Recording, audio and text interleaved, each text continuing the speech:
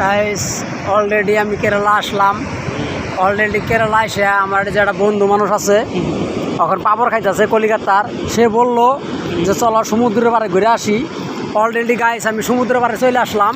আইসা দেখি বিশাল সমুদ্র, কোনোদিন দেখি নাই, তাই নতুন আসলাম। আইসা এখন সমুদ্র দেখতাছি, তা দেখতাছি সমুদ্রের পাড়ে অনেক লোক ঘুরতে আসছে, লোকের অভাব নাই।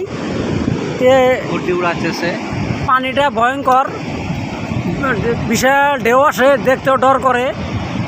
এ ভাবলাম অল্প ঘুরে আসি, ঘুরে হলো ভালো লাগলো, তাই বই পাপড় খাইতেছি। এখন ভিডিওটা ফেসবুকে হোয়াটসঅ্যাপে, তার ইনস্টাগ্রামে, তার বাদে আপনার ছাড় দিমু, আশা করছি ইউটিউব চ্যানেলে ছাড় দিমু। তো যদি ভিডিওটা ভালো লাগে দেখে, কেরালাতে অনেক নারকেল গাছের বাগান আছে। নারকেল যদি আপনারা বিজনেস করতে চান তাহলে কেরালা আসবেন।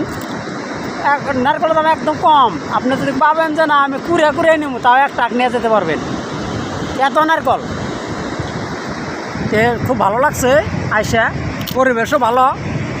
অন্য যে সিটি আছে বা দেশ আছে সেই দেশে বহুত পরিবেশ ভালো। আমরা আইসা ঘুরতে আসছিলাম, এই যে সাগর পাড়ে বসে রয়েছি একটা কাঠের উপরে, তো ভালো লাগলো, হাওয়াটা বিরাট ভালো লাগলো। তাই বলে আমরা এই যে বসে বসে পাপড় খাইতেছি। যদি ভালো লাগে ভিডিওটা তাহলে আপনারা শিওর সাবস্ক্রাইবার করে দেন জানি ইনশাল্লাহ।